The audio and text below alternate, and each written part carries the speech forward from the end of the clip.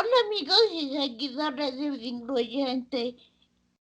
El día de hoy, como la semana pasada o antepasada, vamos a seguir hablando sobre el autismo. La semana pasada hablamos del Asperger. Esta vez vamos a hablar del autismo en general. Y se quedaron también 3 puntos al aire. El día de hoy me acompañan nuevamente. Tengo el gusto de que me acompañe el doctor Marcel Arabea Damián, que tiene la especialidad en psicología educativa, didáctica de la arquitectura, metodología de la investigación. Es maestro en ciencias de la educación, doctor en filosofía de la conducta humana, tiene un diplomado en logoterapia y sentido de la vida. Ha impartido diferentes conferencias, talleres, cursos, diplomados en diferentes universidades del país. Ha escrito y publicado Autismo, Autismo Infantil y Desarrollo Humano, Editorial La Mano, Educación y Liberación, Colegio Latinoamericano de Posgrados, Palabra y Trascendencia, Manual de Educación Popular, Coedición, Editorial La Mano, Guía del Diplomado de Investigación Educativa del tema generador. Es actualmente coordinador general de Mírame, Movimiento para la Integración y Recuperación del Autismo en México. Es terapeuta de pacientes terminales de hepatitis C y de VIH-Sida del sector salud en el estado de Puebla, y es terapeuta de niñas y niños con autismo y perturbaciones graves del desarrollo de conducta. Muy buenas tardes, doctor, y bueno, el espacio es todo suyo. Muchas gracias, maestra Perla. Shalom, pues muy buenas tardes tengan ustedes. Estamos haciendo este programa pregrabado porque el día 2 de abril es el Día Mundial en relación con la concienciación del autismo en el mundo.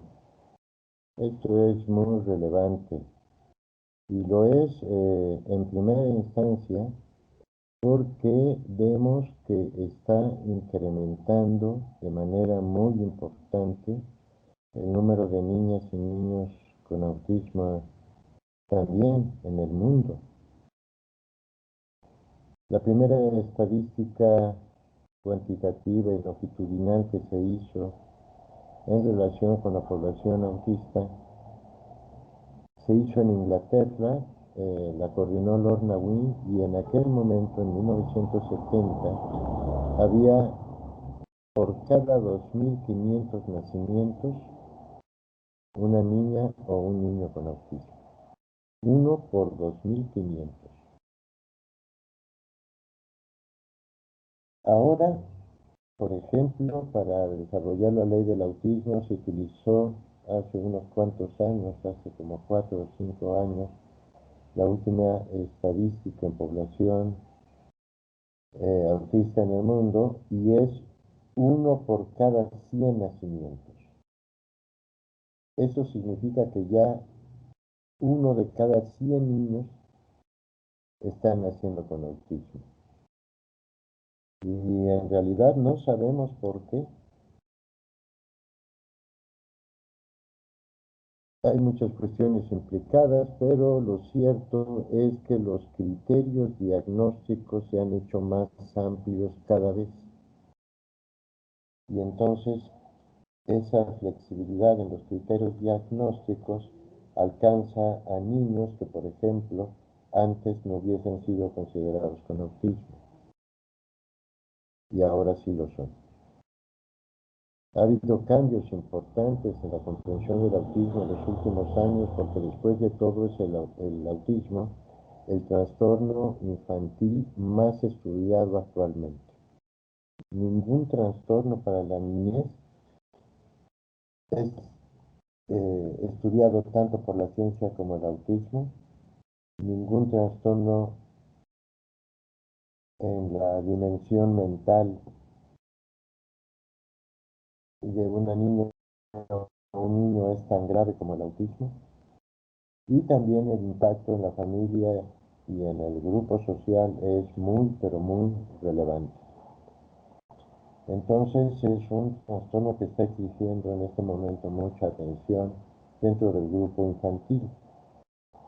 Dentro del grupo, por ejemplo, eh, pediátrico de personas adultas mayores, en ese caso es el Alzheimer, el trastorno mental más estudiado y probablemente el más severo que puede sufrir un adulto, una persona adulto mayor, ¿no? Entonces, bueno, comprendemos que es una necesidad continuar estudiando, pero también a nivel social, a nivel mundial, se exige una concienciación sobre esta alteración que sufren muchas niñas y niños y muchas personas en el mundo y que estamos viendo que cada vez es más, a un grado tal que muy pronto, por ejemplo, si el crecimiento de los niños sigue así, pues muy pronto no va a haber un salón de clases que no tenga una niña o un niño con autismo. Ahorita lo es ya en cada escuela. Ya observamos que cada escuela tiene uno o dos, según su población, niñas y niños con autismo.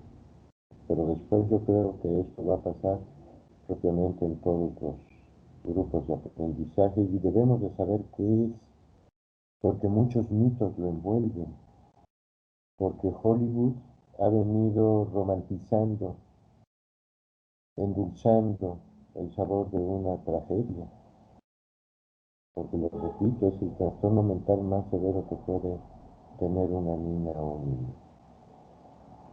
Y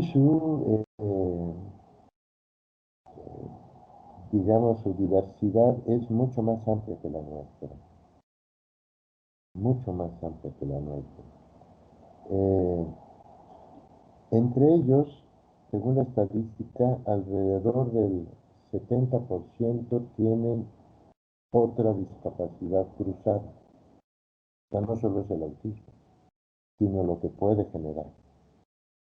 Por ejemplo, es común, ¿no?, encontrar autismo y síndrome de Down. Es muy común, es el más común, autismo y discapacidad intelectual.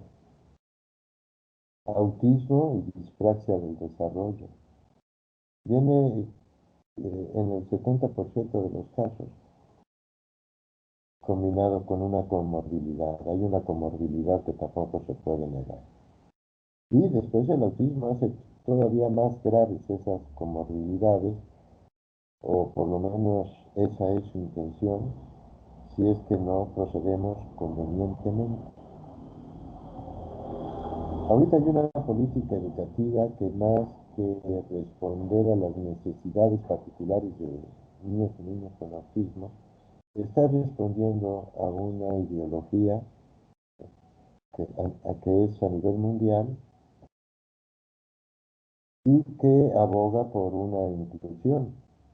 Y esto ha venido evolucionando porque hace pocos años era integración y había también dentro de la escuela grupos de aprendizaje de niñas y niños que se les trataba aparte. Entonces, en el ánimo de ofrecer los mismos derechos a todas las niñas y niños, Para que no haya discriminación contra ellos ni contra sus familias, se estableció como política educativa la inclusión. Sin embargo, no, a mi modo de ver, no se hizo lo suficientemente bien. Por ejemplo, hay ciertas estadísticas que nos ponen en alerta. Por ejemplo, el hecho de que el denominado bullying, escuela es un centro de violencia, en la mayoría de los casos. No lo digo yo, lo dicen muchos especialistas, no crean que es una postura que yo tengo en contra de la escuela per se. Pero lo cierto es que México es primer lugar de bullying en el mundo. Primer lugar de bullying. Hay más bullying en la escuela particular que en la escuela pública. Son estadísticas que nos asombran. Pero es que en la escuela pública hay servicios de apoyo psicológico y en las escuelas particulares no se les exige. Yo pienso que se les tendría que exigir porque después nos asombra, ¿no? Que los niños asesinen a sus madres, a sus maestras, a sus compañeros, que se suiciden después, como lo hemos visto que ha sucedido estos casos emblemáticos en escuelas particulares. Y buena parte de ese bullying que se ha venido generando es contra niños y niños que sufren alguna discapacidad en la escuela. No se observó, no se anticipó, no se preparó a los niños y niñas para convivir con la diversidad. También las familias traen su propia ideología e influyen, evidentemente, en niños y niñas. Y en el caso del autismo, pues he tenido la experiencia de acompañar a muchas madres de familia que fueron llamadas por el director porque las otras madres de familia presionan al director para expulsar a ese niño propiamente de la escuela porque tiene autismo y se golpea su cabeza contra la pared, por ejemplo, o no controla sus esfínteres todavía al 100%. Y cosas de esas. Entonces las madres no quieren que sus hijos convivan con niños y niños con autismo. Y se cometió un agravio peor del que teníamos en la escuela especial.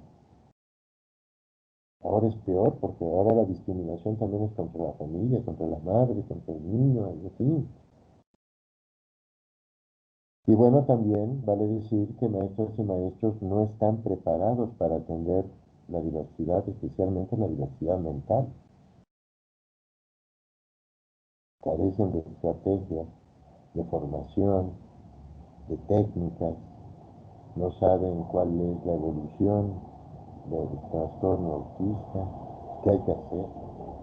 Entonces, generalmente niñas y niños con autismo son abandonados entre la muchedumbre y nadie se hace cargo de ellos. Y ellos tienen necesidades muy específicas porque muy específico es el trastorno. Y sobre eso pienso hablar.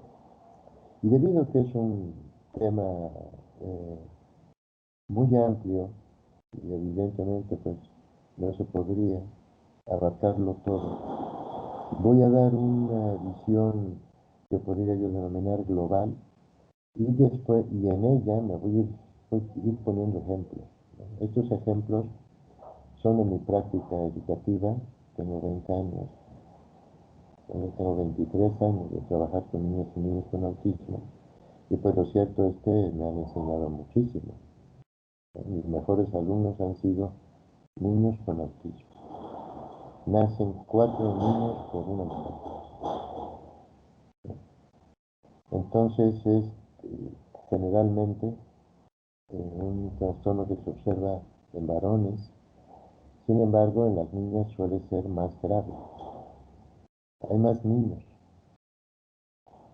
pero más niños que niñas, pero las niñas generalmente tienen más agudo el trastorno. Pues bien, es muy probable, quizá desde siempre, que haya existido autismo, pero fue hasta la década de los 40 cuando dos psiquiatras, casi al mismo tiempo, uno en Filadelfia y el otro en Suiza, en Viena, eh, tuvieron a su cargo eh, cada uno de ellos un grupo de niños que presentaban síntomas muy particulares. Parecían ausentes, eh, tenían un retraso importante en el lenguaje, ordenaban objetos, eran inflexibles en su pensamiento, algunos tenían una memoria prodigiosa, tenían evidentes problemas de carácter sensorial.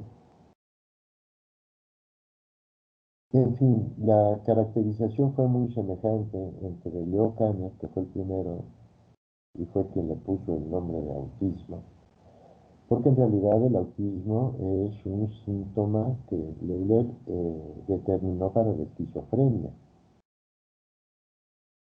¿no? La palabra autismo ya existía, pero designaba un síntoma de la esquizofrenia y Leo Kanner vio que esos síntomas ahora se expresaban en el niño y por eso denominó autismo, ¿no? Y lo llamó trastornos autísticos del contacto afectivo. Lo primero que llamó la atención a Leo Kanner fue que estos niños y niñas tenían importantes problemas para comprender estados emocionales, particularmente el afecto.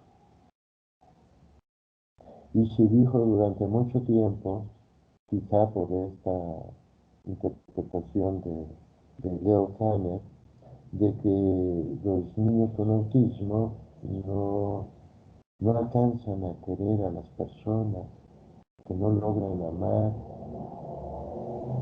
Se han dicho tantas cosas en relación con el autismo que cuando algunas personas con autismo lograron hablar y escribir y describieron el mundo desde dentro, ya no eran personas típicas quienes decían lo que pasaba dentro del niño con autismo.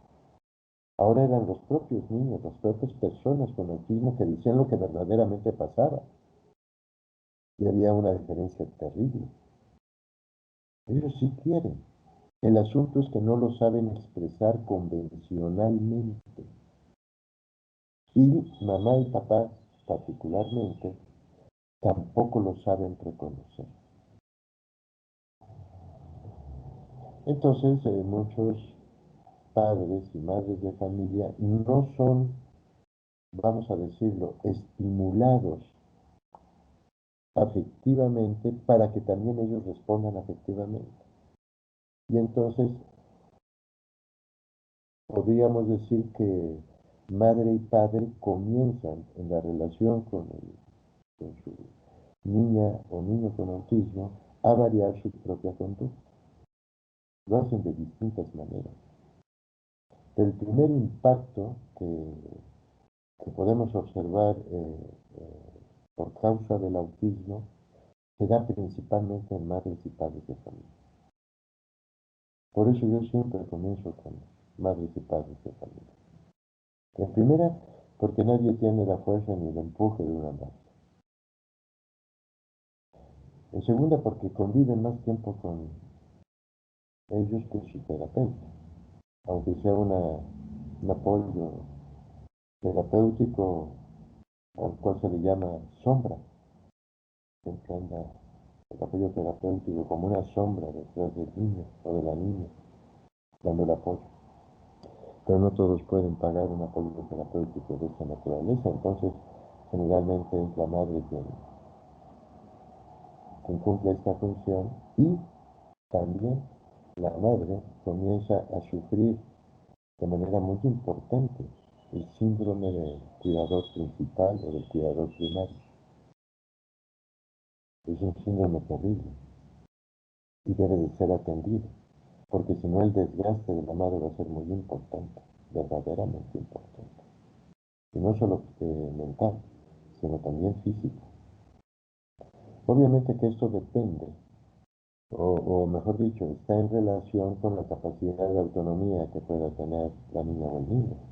Mientras más autónomos puedan ser, la madre se podrá liberar de esta sobrecarga y de este sobrecuidado, ¿no? A un grado tal que con mucha frecuencia observamos que las madres con autismo son muy, pero muy sobreprotectoras.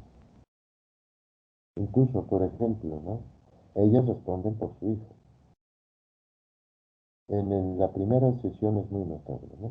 Yo estoy con el niño cuando lo llevan a valoración y entonces le digo, por ejemplo, ¿no? ¿Cómo te llamas? Y responde la madre, dile que Juanito. Y entonces el niño dice, Juanito, pero dice Juanito porque es ecolálico. Si le hubiera dicho, dile que te llamas Pedrito, hubiera dicho Pedrito. Y si le hubiera dicho, dile que te llamas Estrella, bueno, Estrella también es nombre, Meteorito, él va a decir Meteorito, porque es eso, un eco, por eso se llama ecolalia. Entonces dice la última palabra, la madre lo sabe y responde por su hijo. Sabe que el niño va a repetir la última palabra. No le dice, Juanito, dile que así te llamas, porque el último que va a decir es, llamas, sino que formula correctamente la frase para que su hijo lo haga. Y como esas, muchas. Por ejemplo, me dice la mamá de una niña en el centro de atención, mírame, porque tengo el gusto de coordinar. Eh, Deseamos que nuestra hija coma con cubiertos, nos dijeron los padres.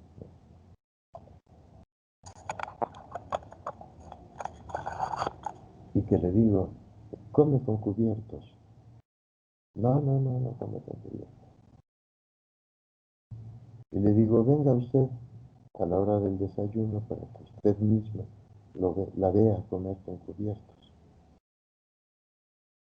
Y ahí estaban, llegó al día siguiente la señora, ¿no?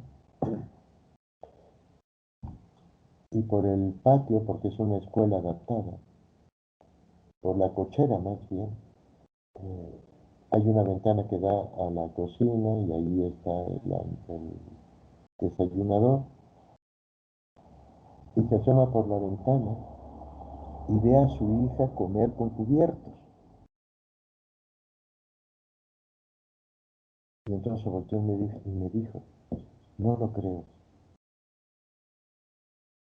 Y eso que lo estaba viendo.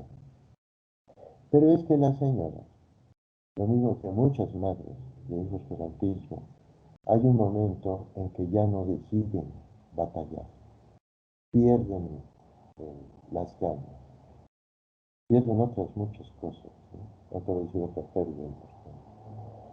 Porque su hijo es muy inflexible y comienza a controlar la situación o bien no le interesa. No encuentran los padres ni las madres una respuesta, ni los hermanos, ni los maestros, ni las abuelas, ni nadie después logra desarrollar una manera para poder convivir sin conflicto con el niño con autismo. Parece que nos ignoran, parece que no les interesamos. Pero lo cierto es que sí les preocupamos, pero no lo expresan de un modo convencional, ¿no? Voy a platicar otro ejemplo, ¿no? Digamos, una vez aquí el papá de un niño con autismo, su esposa le hizo una fiesta y era una fiesta sorpresa. Nos dijeron a todos que llegáramos a ese lugar Y bueno, pues era un gran jardín, y había muchas carpas, de verdad, una fiesta con mucho derroche. Y en ese tiempo había ese telefonito, ¿cómo se llamaba? Que era como radio, no recuerdo. Y entonces venía ya el señor, tenía chofer y lo iba a llevar ya al lugar de la fiesta. Y efectivamente llega el señor, se baja de su Cadillac y ve que estamos todos y todos comenzamos a cantar las mañanitas. Yo tenía al niño entre mis brazos por delante, yo le puse los brazos y lo abracé. Lo tenía aquí frente a mí. Él me daba la espalda y estaba viendo a su papá. Los dos estábamos viendo a su papá. Y ya terminamos de cantar las mañanitas y grita el Señor el nombre del niño. Y entonces yo siento como el niño quita las manos y va directo a su padre. Y se comienzan a acercar uno a otro como en una película de Hollywood.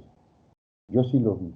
Una hermosa escena donde el niño va corriendo con los brazos abiertos hacia su papá y papá también. Y ya que se aproximan, papá se hinca, abre los brazos, ¿no? Y el niño pasa a un lado de él y se sigue. Yo vi cómo el Señor se sintió tan incómodo porque todos en la fiesta estábamos viendo esa escena. Se puso de pie, se acomodó como pudo y fue a saludar a su esposa y se integró a la fiesta, como si hubiese hecho el ridículo. Entonces lo alcancé y le dije, ¿sabes qué? Creo que estás apenado por lo que pasó, pero en realidad el niño quería estar cerca de ti, quería demostrarse tu cariño. Cuando gritaste su nombre, me quitó eh, las manos porque lo estaba yo abrazando y se fue hacia ti para demostrarte que estaba contento de que había llegado. Por favor, intenta reconocer su modo de ser, su modo de expresar sus afectos, porque si no, tú vas a ignorar que él te está dando afecto y vas a pensar que él te ignora.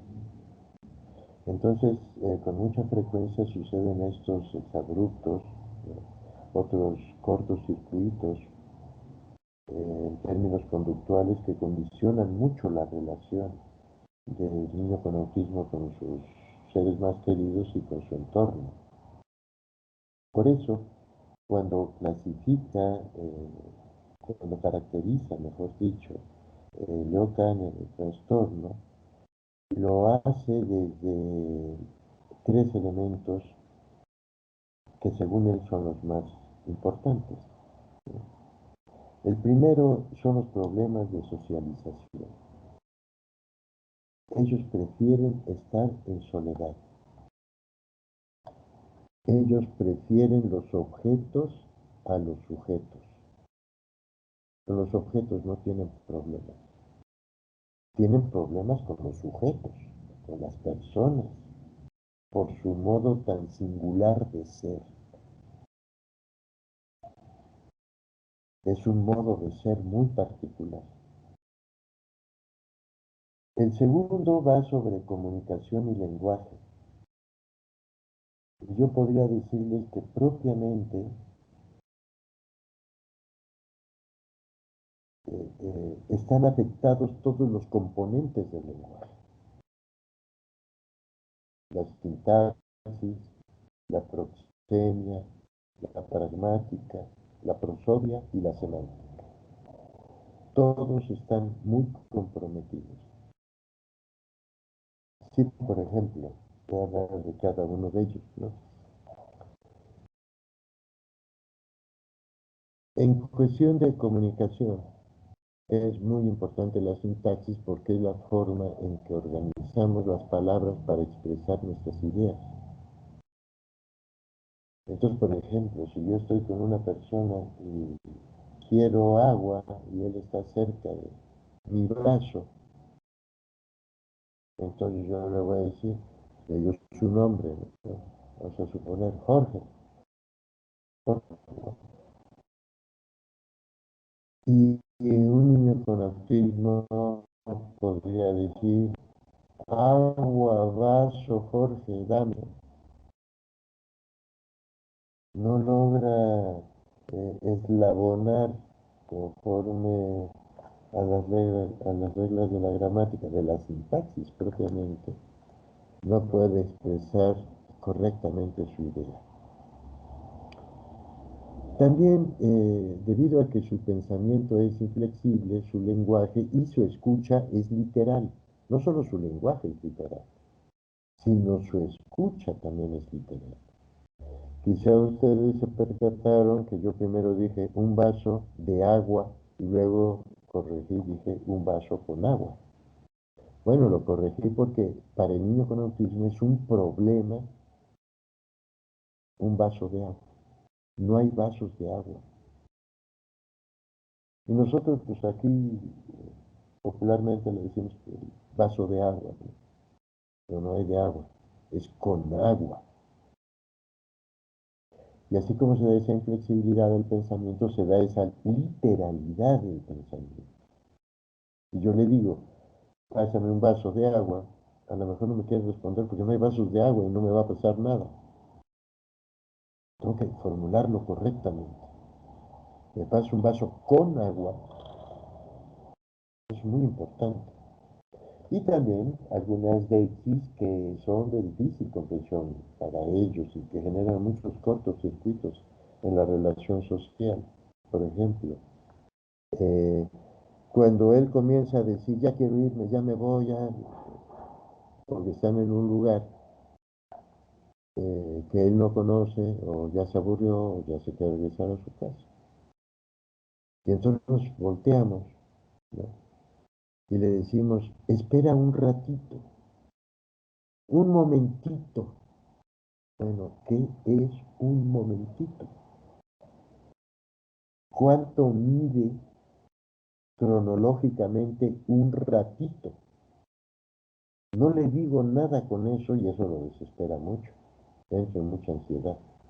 Es distinto si yo le digo, mira, aquí mi reloj, cuando esta manecilla esté aquí, en el 2, en el 9, en el que sea, allí nos vamos a ir.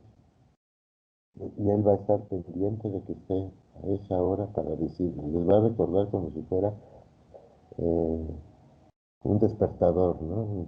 Puntuales, puntuales les va a decir. Quizá esta situación dependa de cómo podríamos, las personas no autistas, animar la comunicación, aun cuando haya serios problemas de lenguaje. Por eso se trabaja mucho con niñas y niños con autismo, sistemas de comunicación alternativos, porque la función comunicativa del lenguaje generalmente no logran alcanzarla y es un punto fundamental, tanto del lenguaje oral como del lenguaje escrito.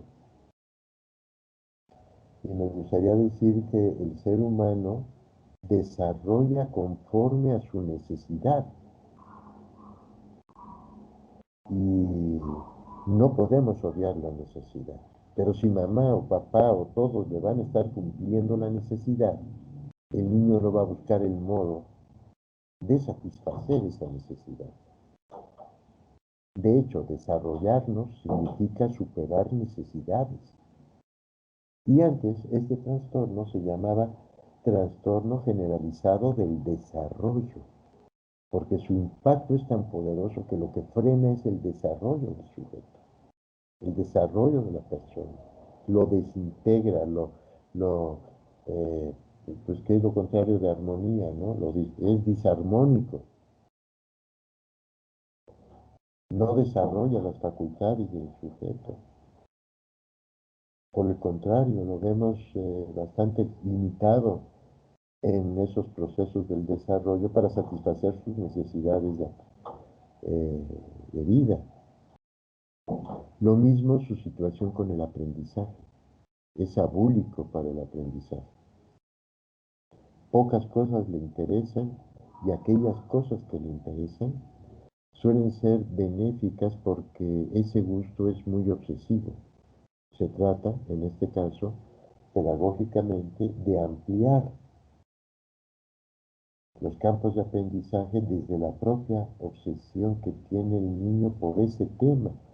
Evidentemente, esto exige que terapeutas, maestras y maestros que trabajan con niñas y niños con autismo desarrollen mucho su creatividad y logren construir y diseñar materiales y estrategias conforme a la condición del niño.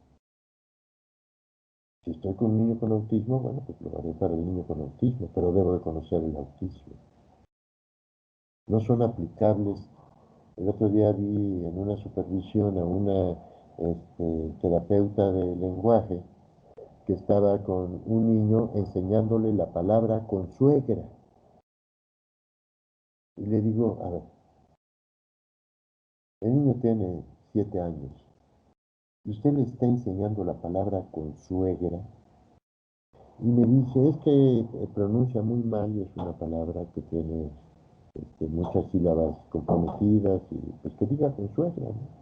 Le digo, pues acaso nuestro lenguaje es tan limitado para no encontrar otra palabra que no solo tenga esas dificultades, si es que el problema es la pronunciación, que en ese momento no es la pronunciación, en ese momento es la comunicación. A lo mejor nada más me lo señala, pero si me lo señala ya me está comunicando. El protodeclarativo, le decimos nosotros, y esto no se observa en el niño con autismo.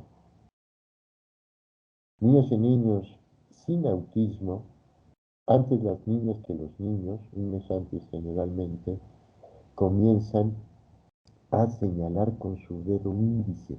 Nadie se lo enseñó. Es una conducta específica del ser humano. Y entonces comienza a señalar las cosas y muy pronto el niño se percata que cuando señala las cosas, su mamá le acerca a esa cosa. Y como si fuera manejando un automóvil, así maneja a su mamá con su dedo. Empieza a decir, ahora llévame allá. Y mamá feliz porque le está declarando su intención. El niño quiere ir para allá, se lo está declarando con su dedo. ¿No es verdad? Entonces allí lo que nos importa es la función comunicativa. Y este es un lenguaje no verbal. O sea, si hay lenguaje, cuando el niño comienza a señalar. Generalmente niñas y niños con autismo no señalan como lo hacemos nosotros, ¿no? Con nuestro dedo. Hacen así o tienen su mano, ¿no? Y se los tenemos que enseñar. Modelamos. Le tomamos su mano y a ver tu dedo, ¿no? Hacemos así. Y que toque la cosa para que sepa que eso es. Por ejemplo, una vez le dije a un niño, no sé, esta es una esfera, espero que la vean. ¿Ah, no? No se ve. Bueno, esta es una copa, ¿no? Entonces le digo a un niño, oye, mira, ¿no? Y yo le estoy enseñando un ave con mi dedo, pero él está en la posición en que están ustedes. Y cuando le digo, mira, ¿qué es? Me dice, copa, porque es lo que ve, ¿no? Él, aunque yo le esté, eso quiere decir que no ve como si hubiera un rayo láser, ¿no? Y sirven muy bien esos rayos láser para enseñarles. Ellos no los deben usar, nosotros los usamos. En fin, hay en la prosodia, porque si acaso logran hablar, tienen una voz sin emoción, como la que le ponen a algunos cuando intentan cubrir la voz, ¿no? En las grabaciones, una voz pareja, ¿no? Como la de Jacobo Zabludowski, que si lo recuerdan, así una voz pareja, ¿no? Sin emociones. porque a lo mejor no somos tan conscientes de ello, pero con nuestra voz expresamos emociones.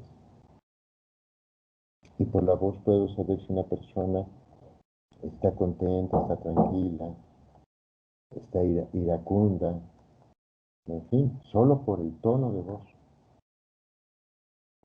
Y a eso se le llama prosodia. Y tenemos que estar muy atentos que su pronunciación sea conveniente, es como una lengua, ¿no? Como aprender un idioma. Por ejemplo, nadie imagínense que se va a declarar, ¿no? A una chica, a un niño con autismo. Y él llega con su voz y sin emoción. ¿Quieres ser mi novia? Porque me pasó que digo, no, se lo tienes que decir despacito, bonito, endulza tu voz, ponle palabras de ornato a tu declaratoria. No que ellos llegan y en 3 palabras quiere ser mi novia, o 4, y ya, se acabó. Y sin emoción su voz. En fin, es un problema muy complicado, pero tan pronto niñas y niños comienzan a eh, encontrar la comunicación como puente que aproxima al otro en la función comunicativa. ¿Cómo hacemos que exista esta función comunicativa? Que obtengan un logro cada vez que lo hacen. ¿Sí? Por ejemplo, yo tuve un niño que le gustaban mucho unos dulces que se llaman pelón rico. No sé si los conozcan y que parecen como jeringuitas. ¿No? Tenía una facilidad para comérselos. Y entonces, por ejemplo, yo hacía que él le escribiera a su mamá o a su papá o a su abuelo, a las personas que yo sabía que lo veían con frecuencia, que les escribiera una carta y al último él les pedía un pelón rico, o sea, uno de esos dulcecitos. Y estaba muy atento cuando llegaba el abuelo, inmediatamente llevaba y le daba su carta, y le daba su carta porque sobre todo él quería su pelón rico. Y recordaba que en la carta le había puesto al abuelo que si lo llevaba a la tienda a comprarle un pelón rico. Esa es una función comunicativa, que le sirva para obtener algo que sea gratificante para él, tanto en el lenguaje verbal como no verbal y en todos los procesos comunicativos, ¿no? Debe de existir mirada compartida.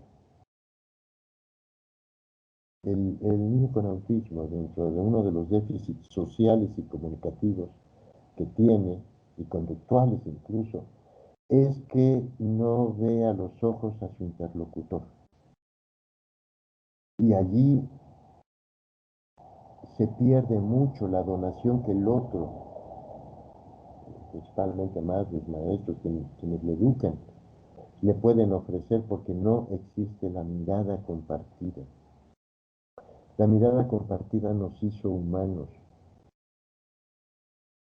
Entre los simios, entre todos los primates y más en los homínidos, nadie puede ver de frente al macho dominante. Si alguien ve al macho dominante, el macho dominante de frente, inmediatamente va y lo agrede. ¿No? Pasa con gorilas, chimpancés, con bonobos, bueno, con todos propiamente. La autoridad del macho dominante se reta, es un desafío con la mirada compartida. Sin embargo, a los seres humanos nos humanizó la mirada compartida.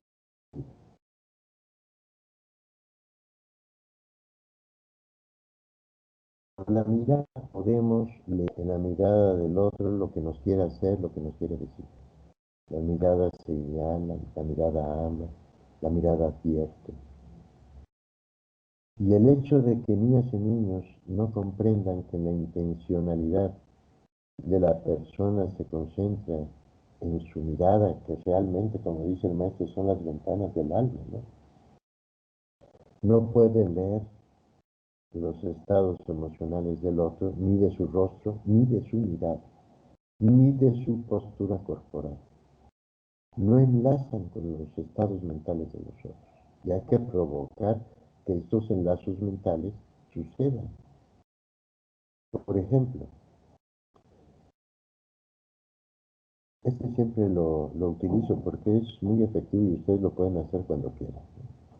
Uno se para en la calle y levanta la cara al cielo y las personas que vayan pasando cerca de ustedes van a levantar la cara también al cielo. No es que sean chismosas. Lo que sucede es que se enlazan con nuestros estados mentales. O bien otro, ¿no? Quizás les haya sucedido, yo creo que sí. Entran a un lugar donde está un grupo de amigos, pero entran exactamente cuando se terminó de contar un chiste. Y todos están riendo a las carcajadas, ustedes entran y se ríen a las carcajadas, aunque no hayan escuchado el chiste.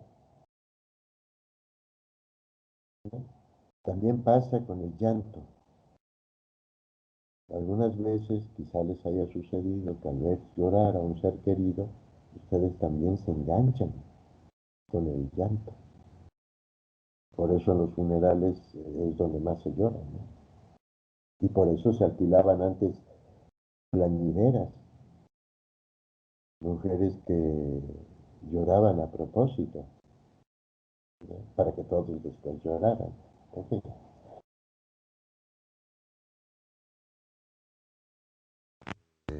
más comprometido en el caso del autismo. Dice que generalmente les lastima en su condición de dignidad humana, pues lo cierto es que son niñas y niños, pero muy, muy vulnerables.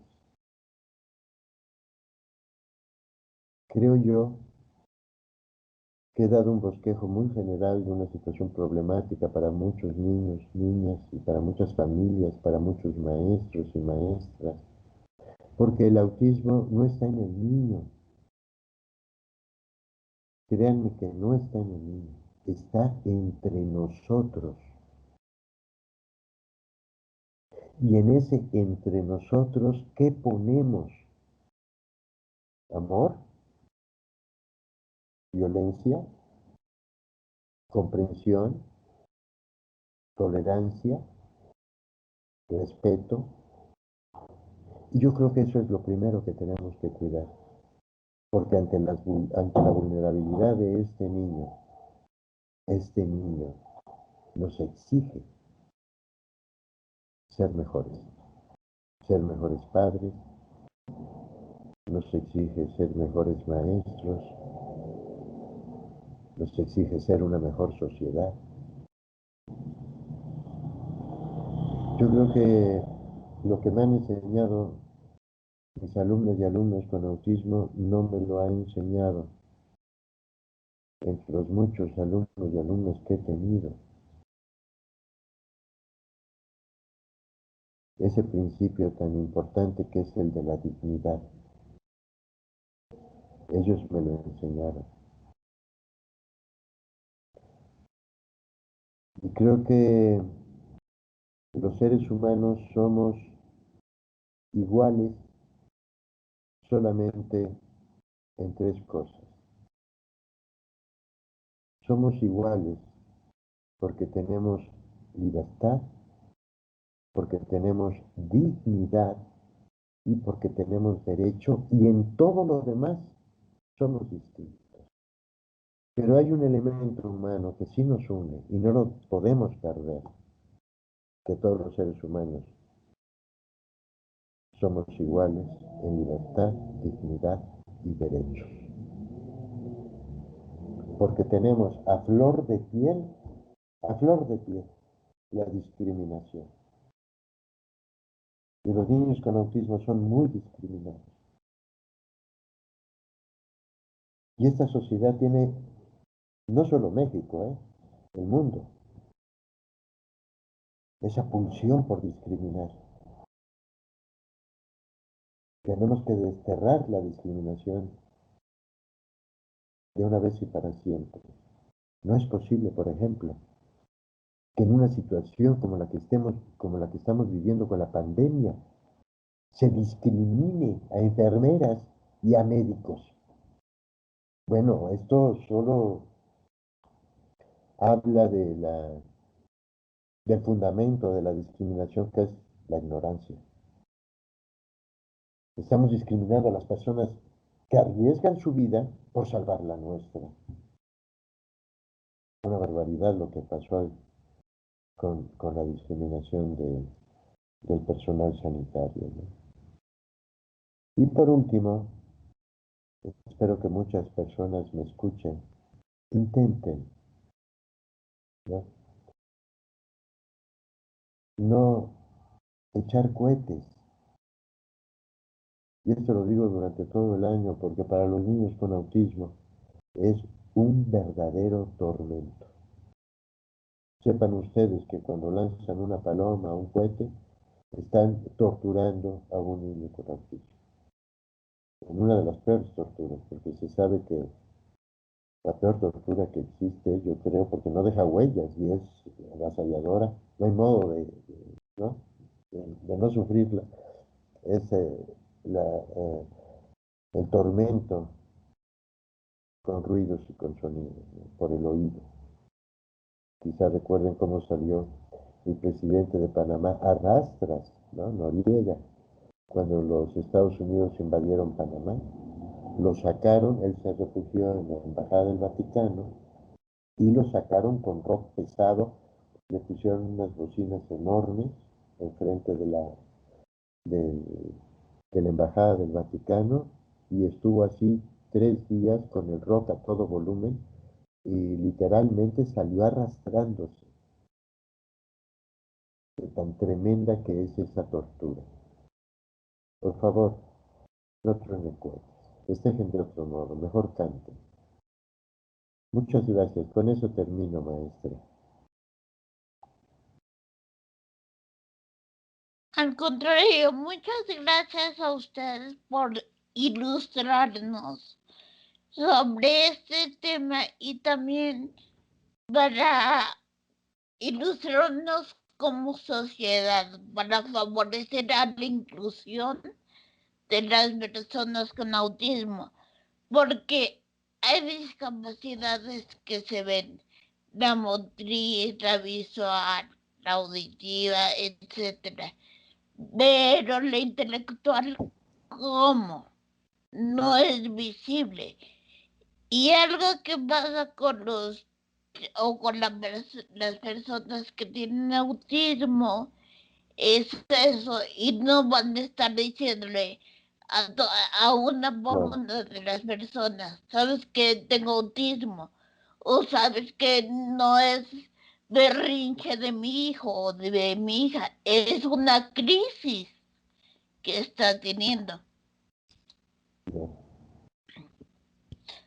A mí me llamó la atención hace como 2 semanas estaba viendo un video de un reportaje en el cual a una señora la denunciaron los vecinos porque su hijo con autismo gritaba mucho y muy fuerte. Y ella decía, bueno, mi hijo tiene autismo, pero no le voy a decir a cada uno de los vecinos, tiene autismo. Por eso es así. Por un lado, qué bueno que los vecinos se preocupan porque haya violencia familiar, pero por otro lado no vas a estar dando explicaciones. Así es. Ahora, yo tengo una duda, porque esa misma persona en otros videos dijo que su hijo desarrolló el autismo, porque todavía hasta los 3 primeros años estaba bien. ¿Se puede desarrollar el autismo? Bueno, aquí el diagnóstico del autismo es diferencial. Significa que se hacen otros descartes, ¿no? Primero se descarta, por ejemplo, la discapacidad intelectual, el síndrome de Tourette, se van descartando. Hasta que observamos que hay un punto en que todo se comienza a inclinar propiamente hacia el autismo. Y comienzan a ser perceptibles los síntomas autísticos alrededor de los 3 años o hasta los 3 años, que es el periodo crítico del autismo. Y esto se observa mucho en las madres primerizas, porque las madres primerizas no tienen un referente de desarrollo anterior. Y entonces, de algún modo piensan que es el desarrollo natural de su hijo. Por ejemplo, yo he observado que con frecuencia, porque pues, más o menos la edad del primer hijo en México se hace por grupos etarios semejantes, amigas de la madre del hijo con autismo que tienen hijos de esa misma edad se percatan de la diferencia que tiene su hijo en relación con el niño que tiene autismo. Las madres que no tienen un hijo con autismo se percatan de inmediato. No así la madre que tiene un hijo con autismo no ve que el otro niño esté más desarrollado. O si no lo ve, pues simplemente lo acepta, ¿no? De que va un poco más adelantado, cuentan los días, cuentan los meses, en fin. Sin embargo, en el DSM-4 sí hay un trastorno específico en donde se pierden las habilidades. El niño había conquistado ciertas habilidades y de pronto las pierde por completo, regresan más o menos como al año y medio o al año. Ese es un trastorno específico de los trastornos generalizados del desarrollo y se llama trastorno desintegrativo infantil. Sí es posible que exista, que ese niño tenga un trastorno desintegrativo infantil que es parte de los trastornos, o era parte de los trastornos generalizados del desarrollo, que son los que expresan el autismo. Entonces sí es posible que una niña o un niño pueda perder sus habilidades. Los cuentos de hadas a eso se referían. De pronto el niño quedaba como encantado y era inocente y ya, quedaba como dormido. Bruno Bettelheim pensaba que eran niños que habían tenido una regresión, que pudieron haber tenido lo que hoy conocemos, ¿no?, como el trastorno desintegrativo infantil. Sí es posible. También es posible que por una situación de violencia, de tortura, etcétera, la persona se pueda autizar aunque sea adulta. Sí, por ejemplo, personas que sufrieron tormento, tortura, las expresiones de violencia tan terribles en el Shoah, en el Holocausto judío, en los campos de exterminio, se autizaron. Muchos niños se autizaron y fueron precisamente los que atendió Bruno Bettelheim. Ah, ok. Súper bien. O sea, súper bien explicado por usted. Y hace un rato mencionó el síndrome del cuidador primario. Sí, ¿Ese de qué trata? bueno, El síndrome del cuidador principal o cuidador primario es es una alteración que padecen personas que cuidan a un enfermo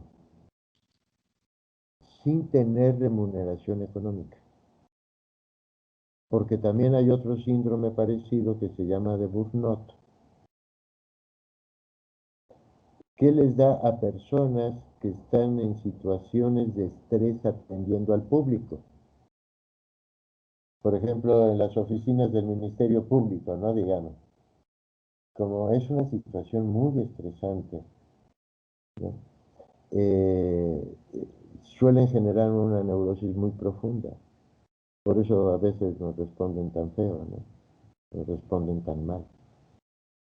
Médicos, enfermeras, siempre están en situación de alto estrés. Ellos tienen el síndrome de burnout. Sin embargo, cuando un familiar sufre una enfermedad o tiene un accidente, una discapacidad, ya sea permanente o transitoria, otro miembro de la familia va a suplir sus fallas de autonomía y eso le va a representar un desgaste.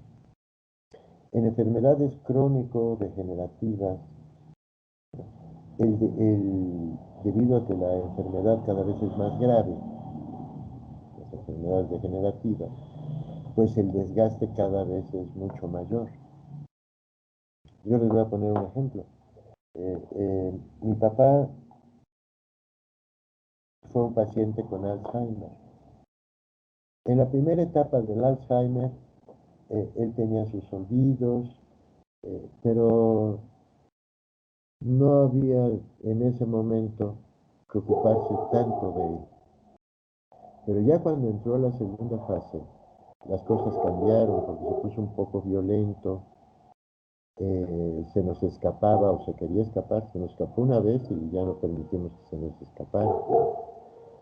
Eh, Perdió el control de esfínteres y alguien tenía que limpiarlo y alguien tenía que bañarlo. Y entonces alguien en la familia va a tomar ese papel.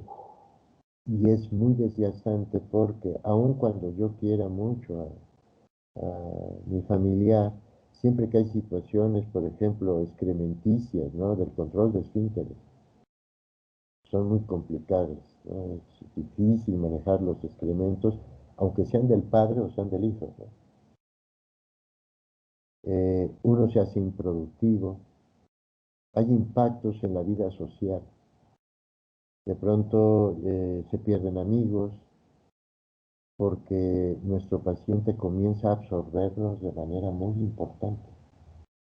Entonces tenemos que estar cada vez más tiempo atendiendo sus necesidades, más las nuestras, más las de nuestra familia. Hay un impacto económico porque, por ejemplo, el autismo hace improductivo a un integrante de la familia, porque hay que cuidar al niño.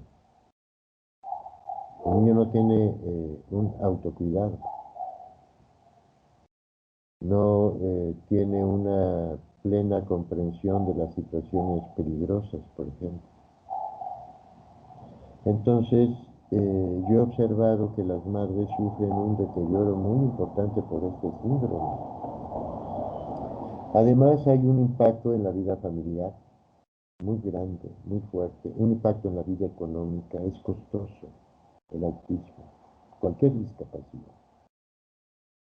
Pero en el caso del autismo, pues hay que pagar algunas veces medicamentos, terapias constantes y, lo decía yo, ¿no? La improductividad de por lo menos una persona,